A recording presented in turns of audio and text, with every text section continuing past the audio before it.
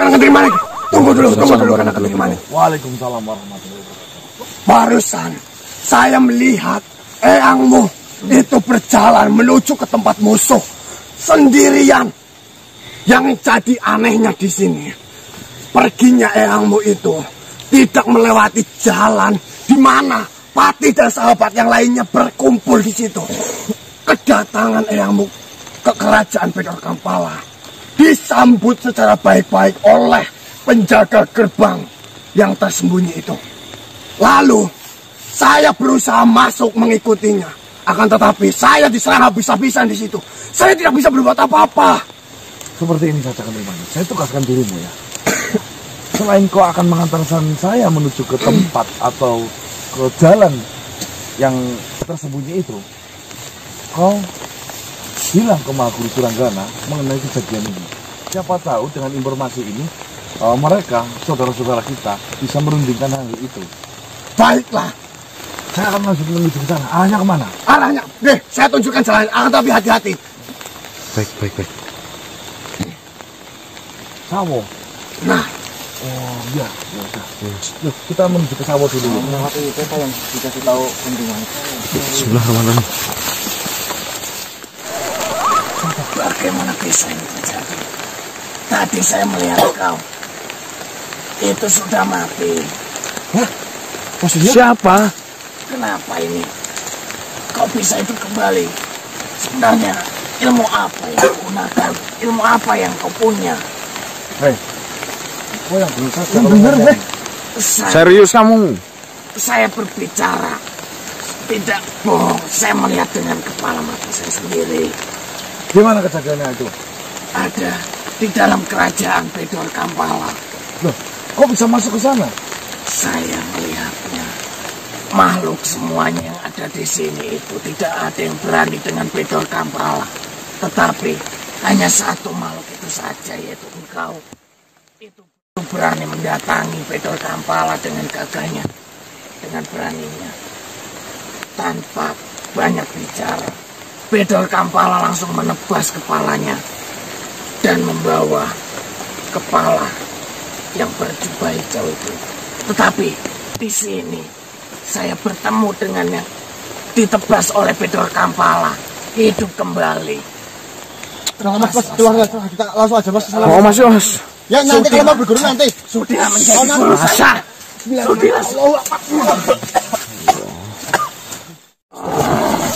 Kalian siapa lagi kemana? Tergesa-gesa sekali. Kalian ini pihak dari mana? Kami dari Bedor Kampala. Ya segera ke sana kalau kalian dari Bedor Kampala. Kasihan itu Tuhanmu sudah dipenggal kepalanya oleh makhluk yang berpakaian hijau itu tadi. Nah, kau ini siapa? Kau tahu banget kok. Supaya kalian Astagfirullah. Siapa ini? Siapa ini? Mana? Assalamualaikum. Mana? Kita sudah bersepakat jika makhluk yang berpakaian hijau itu menang, kau akan memberikan sesuatu hadiah, diberikan kepada saya. Saya meminta makanan. Udah urusan itu udah nanti lah. Saya ingin tahu, kalian melihat tidak keberadaan makhluk yang berwarna itu yang kalian maksud terakhir di mana? Masih di sekitar situ. Coba temuin kami yuk. Ayo, antarkan kita. Ayo, ikuti saya. Ayo, ikuti. Lepas dulu raganya. Ini membingungkan banget, Mas. Ya Allah. Astagfirullahaladzim. Bah, sini, Bah. Tapi ini masih penting, Bah. Ini informasi penting banget, Bah. Apa sih? Astagfirullahaladzim. Yang benar saja ini, Mbak. Beritanya membingungkan, Mbak, di sini, Mbak.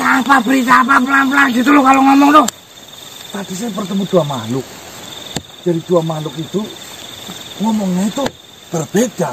Satu mengatakan melihat Eyang Wijaya Bantolo udah memenggal kepalanya Bedor Kampala. Dan kabar satunya lagi, Bedor Kampala sudah memenggal kepalanya Wijaya Bantolo. Nah itu yang benar mana, Mbak? Itu kabar dari siapa? Itu yang ngomong siapa itu? Katanya makhluk-makhluk sini yang menyaksikan kejadian itu. Yang satu di depan itu, Loh.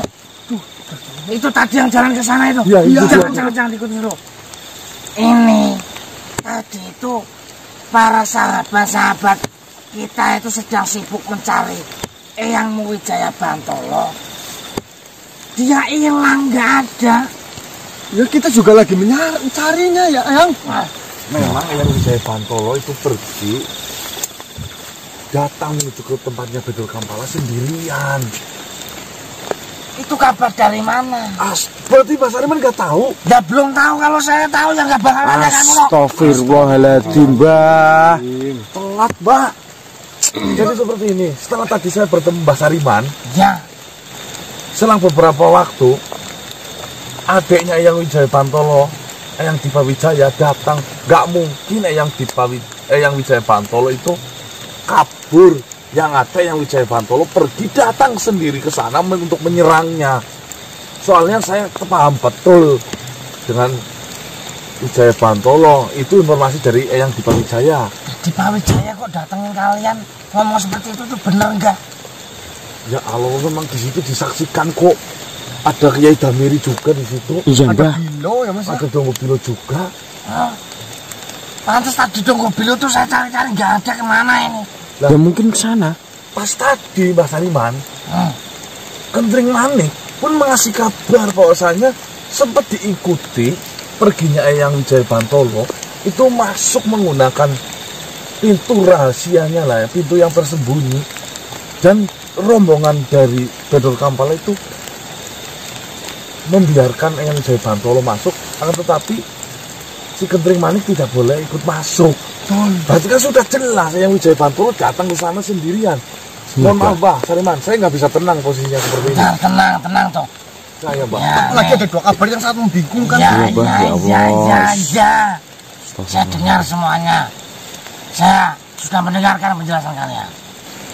Bersifatlah seperti air. Di mana jika air itu tenang, itu akan sangat bermanfaat dan sangat bisa diandalkan dalam situasi apapun.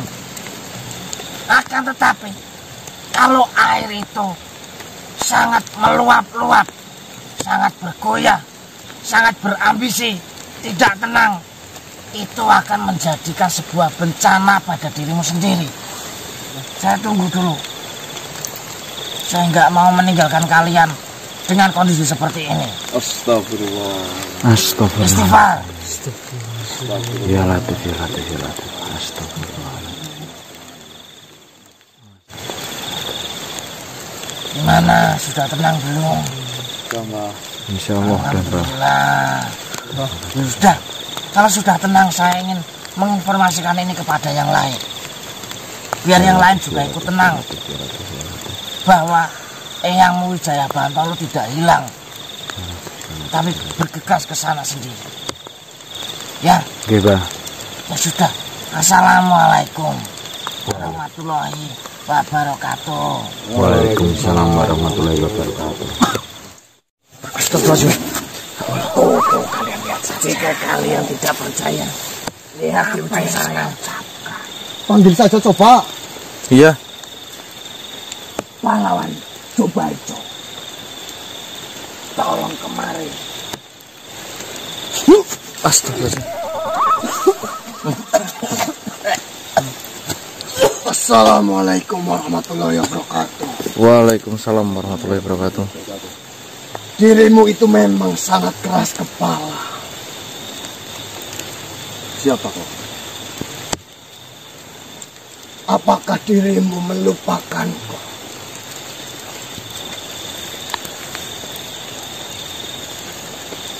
Saya kasih nilai 100 untuk dramamu. Terima kasih. Lepaskan pakai itu. Pur.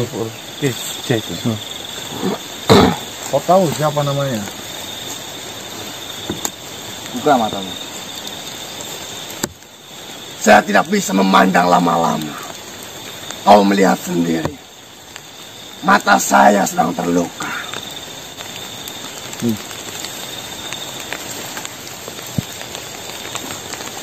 Cucuku, Ganang Sutriono. Nyebutin namanya saya sudah salah. Iya. Terserah kau mau menyebut apapun. Ganang Sutriono adalah cucuku. Babat PC. Silakan saja. Jika kau mau membunuhku.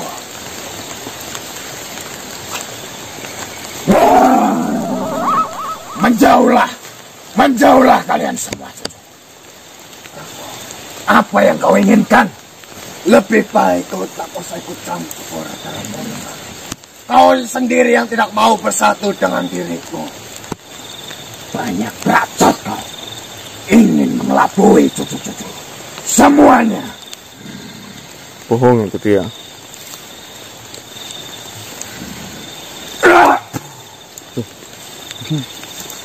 Apakah kau benar-benar ingin bertarung denganku, adikku? Apakah kau benar-benar ingin membunuh kakakmu ini? Kau ini hanyalah makhluk yang tidak saya kenal. Apa yang kau inginkan? Saya tidak menginginkan apapun di sini. Karena yang saya inginkan hanyalah kalian melihat bahwasannya Wijaya Bantolo akan tewas di sana dan memperlambat kedatangan kalian. Hanya itu. Hanya itu. Di mana jiwa kesatriamu? Di mana jiwa pendekar yang kau miliki? Di mana prinsip yang kau pegang selama ini? Bahwasanya kau tidak peduli dengan kakakmu itu. Kau tidak perlu mengatur itu. Bangsat!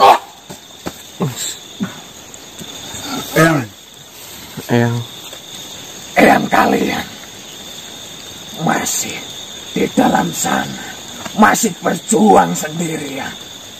Kalian harus sesegera mungkin mendatangi Eyang Wijaya Bantolo. Kalian akan saya tunjukkan jalan.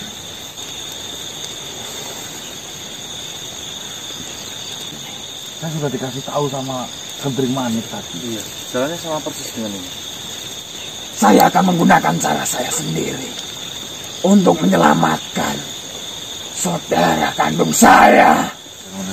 Bismillahirrahmanirrahim. Ayo, saya mas. Ayo mas Putra, ayo. Ayo cepat mas.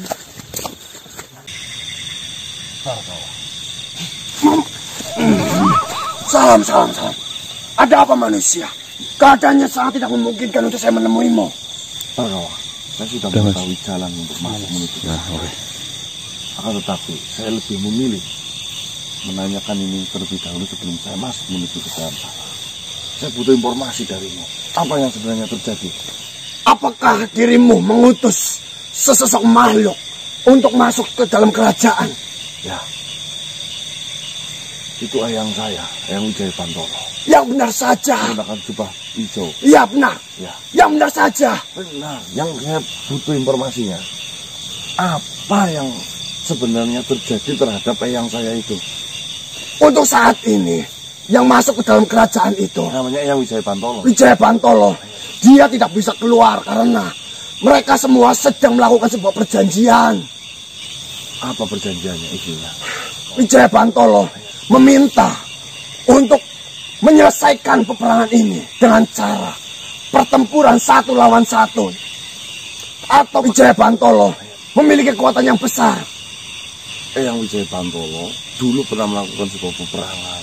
Daripada saya tentunya jauh lebih tahu mengenai Pedor Kampala banyak. Eyang Wijaya Bantolo lah. Tapi di sini ada beberapa kemungkinan yang akan terjadi manusia. Pertarungan itu dilakukan di dalam kerajaan Pedor Kampala dan disaksikan seluruh makhluk yang ada di kerajaan itu. Kau pikir saja, jika Pedor Kampala yang menang, ya sudah pasti makhluk yang datang ke sana sendirian akan habis di dalam.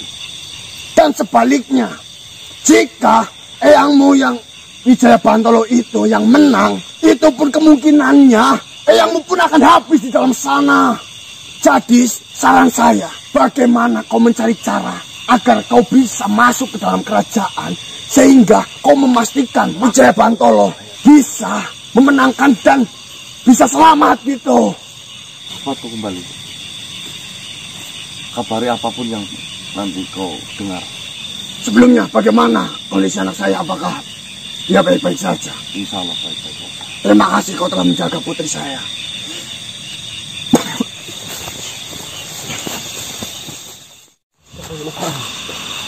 Kelihatan nggak, Pur? Kelihatan, Mas. Jadi, Mas. Silakan. Perkenalkan terlebih dahulu. Nama saya Panglima Cokro Kiara. Bagaimana? Saya adalah utusan dari Pedor Kampala untuk menemui kalian. Kedatangan Wijaya Bantolo ke dalam kerajaan Pedor Kampala sudah memutuskan akan dilakukannya sebuah pertarungan 1 lawan 1 antara Pedor Kampala dan Wijaya Bantolo. Tapi di sini permasalahan ini adalah permasalahan yang mengenai 3 belah pihak. Yang pertama, pihak dari Pedor Kampala. Yang kedua, pihak dari Wijaya Bantolo yang sudah memiliki masalah sejak dahulu. Dan yang ketiga adalah pihak dari bangsa manusia. Apa itu peraturannya?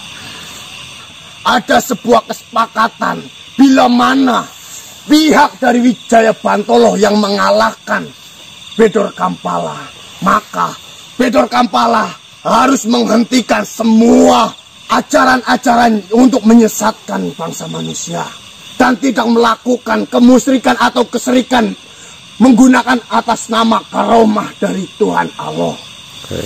Lalu pihak dari Pedor Kampala meminta jika Wijaya Bantolo yang kalah di dalam pertarungan 1 lawan 1 itu, Wijaya Bantolo harus bersujud di hadapan Pedor Kampala dan harus menjadi pengikut dari Pedor Kampala. Dan di sini Wijaya Bantolo tidak ikut campur dalam urusan yang sudah dijalankan oleh Pedor Kampala. Dan di sini saya datang untuk menanyakan persetujuan atau keadilan dari dirimu karena pihak dari Wijaya Bantolo sendiri sudah mempersetujui atau menyepakati peraturan itu. Tentunya itu jauh dari rasa keadilan menurut saya. Tidak adil yang seperti apa? Yang saya mau, yang pertama, peperangan 1 lawan 1 akan dilakukan di mana? Di dalam kerajaan Pedor Kampala. Itu sama saja melakukan hal bodoh. Hal bodoh bagaimana? Yang pertama, pertarungan itu jika ada di dalam kerajaan dari Pedor Kampala, sekalipun Eyang Wijaya Bantolo menang, semua pasukan pun akan menghajarnya. Jika memang Eyang Wijaya Bantolo kalah, tentunya tetap apalagi kita bikin perjanjian pertarungan 1 lawan 1 di luar dari kerajaan Pedor Kampala.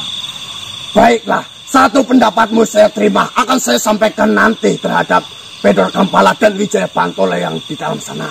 Itu satu. Ya, baik. Yang kedua, saya rasa Pedor Kampala tidak akan bisa dikalahkan jika memang masih menggunakan sebuah pusaka Nogowulung. Di dalam sebuah pertempuran atau pertarungan, itu tentunya mengandalkan sebuah kekuatan, ajian-ajian yang mereka miliki. Toh jika Wijaya Bantolo atau dirimu takut dengan kekuatan tuding Nogowulung, dia datang untuk menantangnya, berarti dia sudah siap untuk mengalahkan pusaka yang dimiliki oleh Pedor Kampala.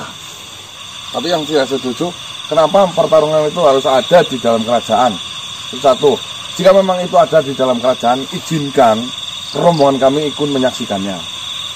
Baiklah, jika memang itu yang kau inginkan, sepakatan itu sudah dipersetujuinya.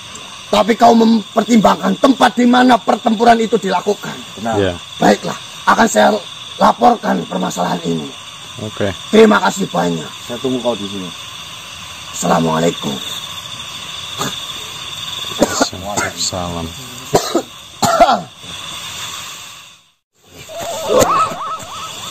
Dari permintaan yang kau inginkan bahwasannya pertempuran itu dilakukan di luar kerajaan dan disaksikan oleh pihak Pedor Kampala dan pihak dirimu, Wijaya Bantolo sendiri tidak mempersetujuinya karena pihak Wijaya Bantolo sudah sepakat bahwasannya pertarungan itu akan dilakukan di dalam kerajaan Pedor Kampala dan disaksikan oleh ribuan pasukan yang dimiliki oleh Bedor Kampala.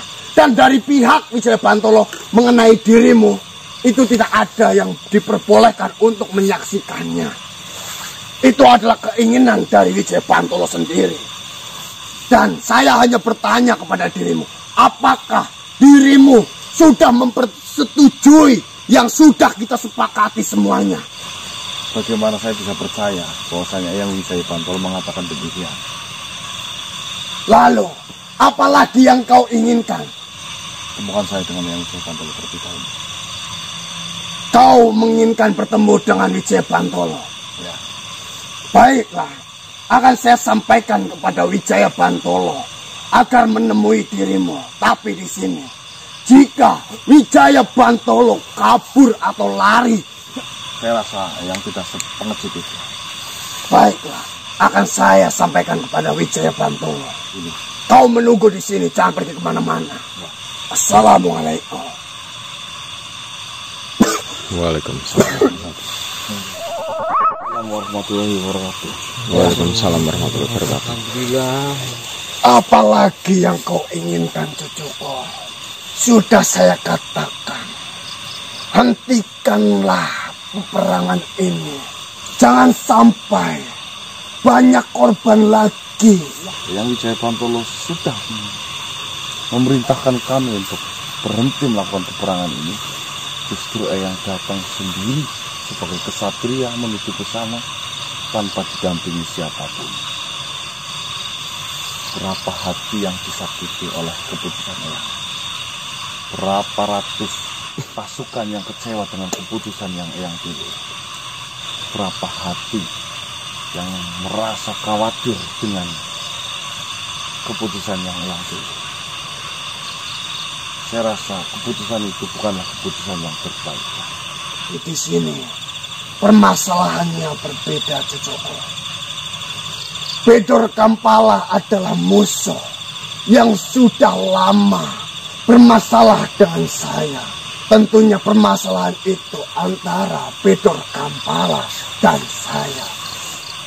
Ngapunten Eyang, saya rasa permasalahan kami bersama Bedor Kampala bukan menyelimuti hati Eyang Wijaya Bantolo saja. Yang kami perjuangkan, yang kami mengatasnamakan, kami berjuang semua atas nama sebuah kebaikan, amal ma'ruf nahi munkar. Jadi saya rasa kami berkorban pun hanya ingin menegakkan sebuah kebenaran. Saya tahu maksud dari dirimu, cucuku. Saya tahu seluk-beluk dari Bedor Kampala. Dan saya tahu seberapa besar kekuatan yang dimiliki oleh Bedor Kampala. Saya sudah mempertimbangkan semuanya, cucuku. Tentunya saya datang menginginkan untuk berhadapan satu melawan satu dengan Bedor Kampala. Saya tidak mempertimbangkan sebuah permasalahan yang akan terjadi setelah saya, jika memang saya berhasil menumbangkan atau mengalahkan Bedor Kampala. Bahkan karena peperangan itu akan dilakukan di dalam kerajaan Bedor Kampala sendiri. Saya pun sudah mempertimbangkan semuanya. Jika nanti Eyang malah justru sebaliknya kalah, apa ya yang bisa menjamin pasukan kami tetap tidak diganggu oleh Bedor Kampala? Jika memang saya yang kalah dalam pertarungan itu, mungkin saja itu adalah salah satu bentuk Tuhan untuk menyiksaku atas sebuah kesalahan yang saya mungkin tidak sadari, yang saya lakukan di dalam dunia ini. Pikirkanlah kamu. Percayakan saja kepadaku, cucuku. Insya Allah, tentunya Tuhan akan memberikan jalan dan memberikan kemenangan itu terhadap saya, cucuku. Karena saya yakin akan selalu ada pertolongan Tuhan. Sekecil apapun niat baik yang ada di dalam dirimu, itu Tuhan mendengarnya. Kebodohan apa yang ingin kau lakukan, Pan? Eyang Dipa. yang kita. Apa yang kau inginkan? Itu saya. Kau mau menghina aku? Silakan. Saya tidak akan tega melihat saudara kandung saya mati dengan sia-sia.